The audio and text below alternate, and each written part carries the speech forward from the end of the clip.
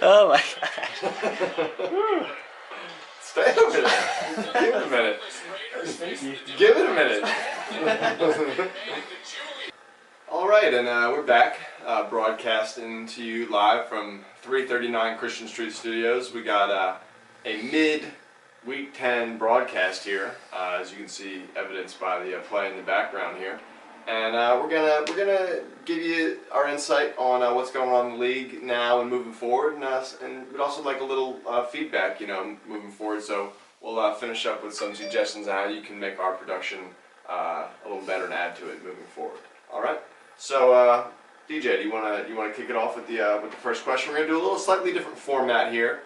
So wanna kick it off, DJ? Sure. Yeah. One of our callers emailed in actually. Had a question for us. This was Will from Texas, lives in Austin.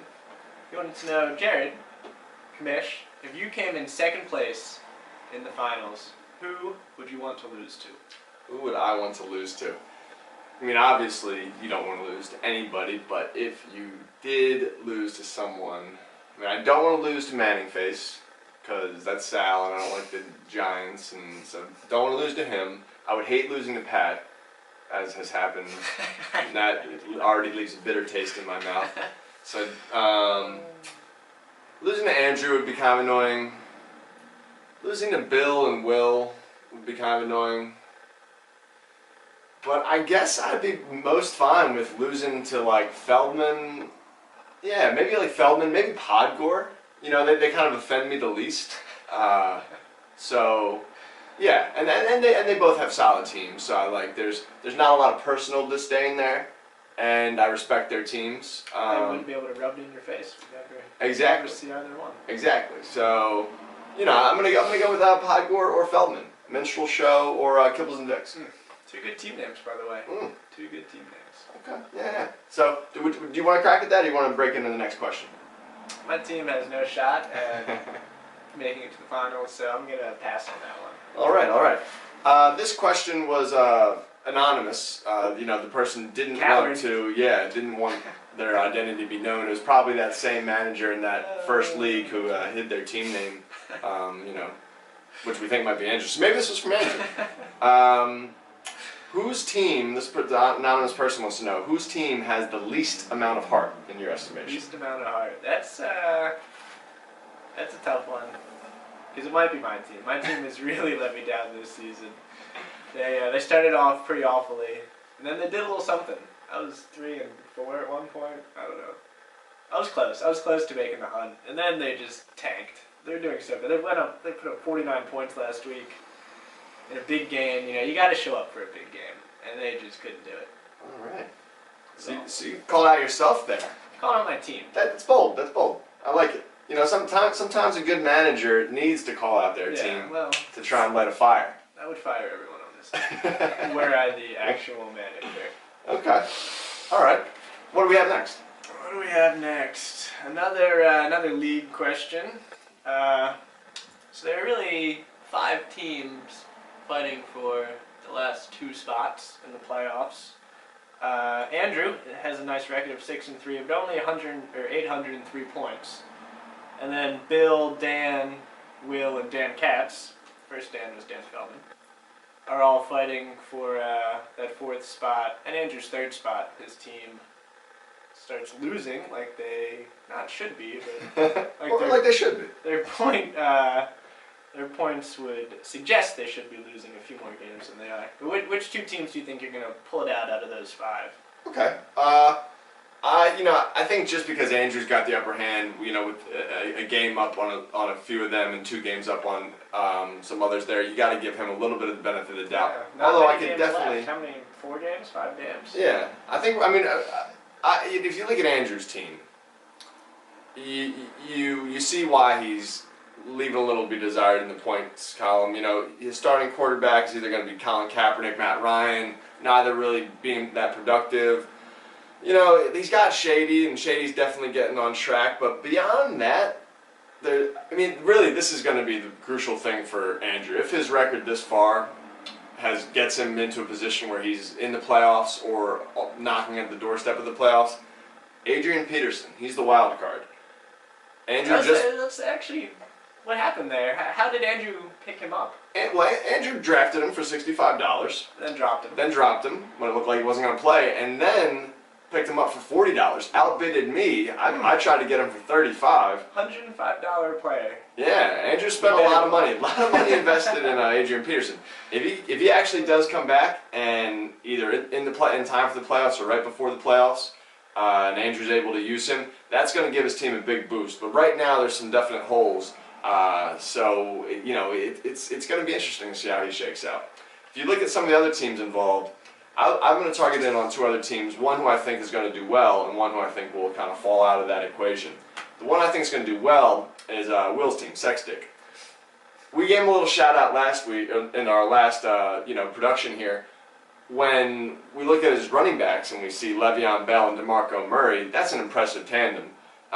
He also has Antonio Brown, who's probably been like one of the best wide receivers, especially when you consider that he didn't go for top receiver money. Emmanuel Sanders has been great. The thing with Will is he just lacks a true top-end QB. He's kind of up and down with Matt Stafford, who's been shaky, and then he's got no tight end. He's got Larry Donald, kind of offensive. With him playing for the Giants and all that, plus he just sucks. So, but then he's got some other nice pieces. He's got some, good depth at different positions, especially running back. He's got Josh Gordon stashed away if he can make the playoffs, and then, utilize Gordon down the stretch. Will's a team to watch, moving forward for sure.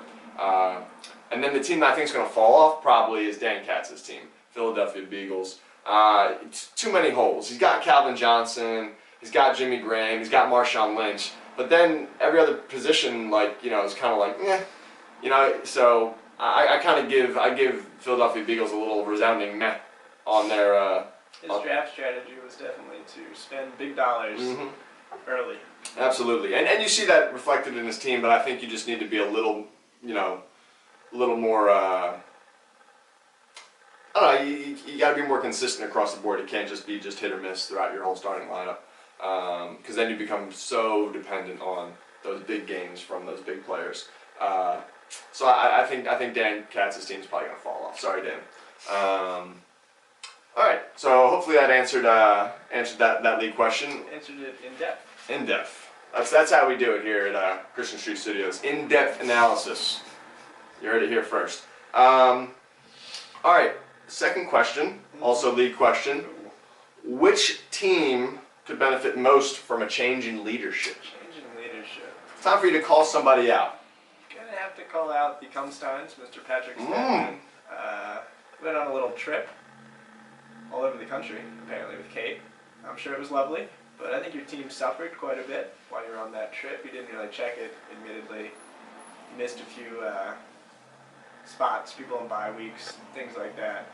A question of priorities. Yeah, your nuptials versus fantasy football. Your team still has more points than my team, which is embarrassing. But my team has no heart, as we established earlier. So, with a little love, your team could be doing a lot better. I think you could be putting together another championship run.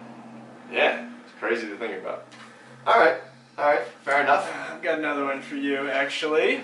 So we just had our Halloween party at 250 South Street. Some excellent costumes were there. But if you were the judge, who would you give the first place award to? First place award. I think I'm going to give Claire the first place award, but for her efforts in yours, Bill's, and her costume. The homemade masks were really good, really nice touch. It was also awesome to see you in a full red baby outfit that you were wearing that toddlers could fit into. That was nice. But without the mask, wouldn't have really been pulled together. So Claire definitely gets a shout out. Also gets a shout out for her most recent album exchange post. Glad to have Claire on board on the album exchange as well. So Claire's been coming up big in a couple ways recently. So yeah, I think she deserves the honors this time around. Excluding Ashley, and I guess girlfriends in general, whatever. Who would you give the sexiest costume to? Hands down, sexiest costume goes to Jessie Shin, wearing a little tutu. At one point, she even just took the tutu off and let us see her whole bare ass, basically, through her stockings. That was the highlight of my Halloween. It was very for those of you who don't know who Jessie Shin is, that is Ashley's friend from high school and college. I went to school there at college too. Yeah, he gave us a little sneak preview of what Zach has to go home to every night, and I think we were all better for it. So that was nice. Definitely sexiest costume for that. I agree. That was I did get to see. I enjoyed it. I enjoyed it immensely. All right. Now we're gonna play a little game here, DJ. Ooh. Just right off the top of your head, I'm gonna give you a word association. I'm gonna say something, and you just tell me real quick what comes to mind. All right? Yes. Number 1, minstrel show. Next year's Halloween costume. Cumsteins. That sounds disgusting. Grossness. Refuseniks. Vaguely political. Well, Bill, we're going to need a little clarification on what that really means. I'm going maybe with refuse, the base word refuse, trash, refuseniks, maybe like a bunch of trashy people. But we need a little, we need to let you... Once again, Bill puts out a great team name. Oh, yeah. No one understands. Also, Bill, a little shout out for you. You inspired our team name for Quizzo this past Wednesday when you couldn't show up. We still had you there in spirit. With Faith-Based Prison. The guy liked it a lot. The Quizmaster liked it a lot. And Bill, also on that note, you get a little shout out for the inaugural Quizzo Exchange, at least of this season. Nice job being the Quizmaster yourself. So, yeah, we're gonna need a little clarification on refuseniks now. Vaguely political is probably correct. It's probably like a Snowden quote or something like that. All right, final word association: sexstick. Sexstick. That sounds like it came from. This sounds like an SNL thing, doesn't it? Sexstick. Like dick in a box. Yeah. But again, a reference I don't get. So clarification again. So this is a 2-year name. This was last year's name for. Yeah, I think this has been around. Yeah. So maybe we're gonna need a little clarification from Bill and Will on what that's really about. Help Jake formulate some thoughts on those. Yeah. All right. What we got next? What do we have next? Well, that's it for the question segment. Next, we want people to write in. Give us more questions. We really appreciated that one from Will and the anonymous one. But yeah, if you could send us an email with your questions for the DJ and the commish. And we do have one final topic for the week. Oh, it doesn't have to be league related though. It can be personal advice for your life, whatever you need. We're here. Sex tips. Yeah. Anything else? Yeah. Fantasy football tips. Who to start? You got like Andy Dalton and like Tony Romo and Ben Roethlisberger. I probably would have suggested for you to not start Andy Dalton this week, because he got negative points. So some managers in this league probably could have used some of our advice. Yeah, this would have been a good time. Bill, just write in next week. Yeah. Bill, you got any questions next week? Let us know. We'll set you straight. I know you need a little help. And then our last, final topic, real quick before we get out of here. Go out with a bang, make someone feel bad about themselves. Stupidest roster move of the week. Definitely starting Andy Dalton over Tony Romo and Ben Roethlisberger. Just alluded to it. Negative 1.76 points. Negative 1 point, whatever. Phillip Rivers last week did get -3, I think, so. It's really a shame when your quarterback gives you negative points because you're hoping for like at least 20. You're looking for like a fifth of your team's production from your quarterback, and he puts you back. That's just embarrassing. So yeah, pretty bad. I also want to throw out a little shout out to Dan Katz for spending $30 on Terrence Williams, who I just dropped, and then so he started him this week, and he promptly got him 0 points. So that was pretty stupid, also. Yeah. That's about it. I think I'm all wrapped up here. Yeah, good video. I enjoyed that. All right, good. Well, we'll catch you next week. Give us some feedback. Start making some of your own goddamn videos, please. Yeah, or at least send us questions. Yeah.